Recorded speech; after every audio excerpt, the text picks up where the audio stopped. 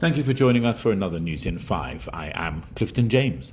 Cuba is battling a wave of mosquito-borne illnesses, with the country's top epidemiologist warning that nearly one-third of the population has been impacted, with large numbers of workers taken ill.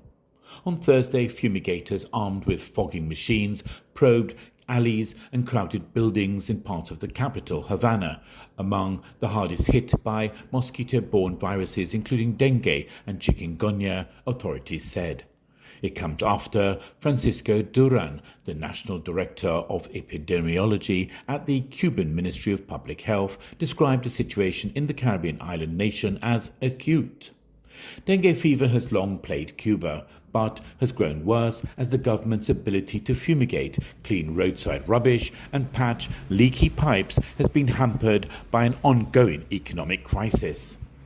Citizens in the impoverished island nation routinely suffer from severe food shortages, fuel and medication, whilst the poorest are often unable to purchase insect repellent.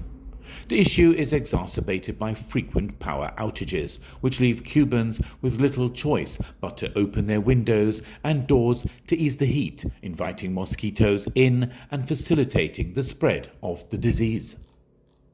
Britain's public broadcaster, the BBC, has apologised to Donald Trump for editing a speech which made it look like he had advocated violence, seeking to ward off the United States president's threat of legal action.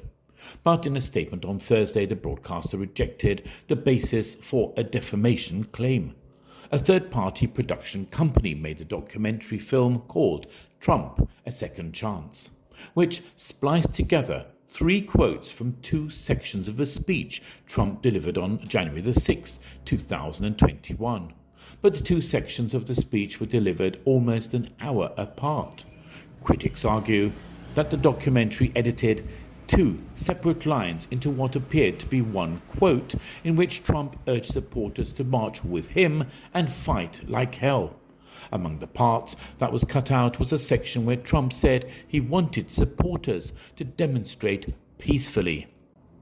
South Africa has allowed more than 150 Palestinian airline passengers to disembark after they were kept on a plane for almost 12 hours by the country's border police, authorities said. South Africa's Ministry of Home Affairs authorised the passengers to get off the plane on Thursday night after a local humanitarian organisation guaranteed to provide the passengers with accommodation during their stay in South Africa if needed. News that the Palestinians were forced to wait on the tarmac at the airport for hours reportedly caused outrage among the public in South Africa, which is a strong supporter of the Palestinian cause and has led the charge at the International Criminal Court to prosecute Israel for perpetuating genocide in Gaza. Pakistan has arrested 4 members of an Afghan cell over their alleged involvement in a deadly suicide bombing in its capital, Islamabad, early this week, as tensions heightened further between the neighbouring foes. Tuesday's attack outside a district court was claimed by a faction of the Pakistani Taliban known as the Tehreek-e-Taliban Pakistan, TTP. Those arrested in connection with the bombing, which killed 12 people and wounded dozens, were linked to the Pakistan Taliban, according to Islamabad. And that's it for News in 5. Join us again. I am Clifton James. Have a great weekend.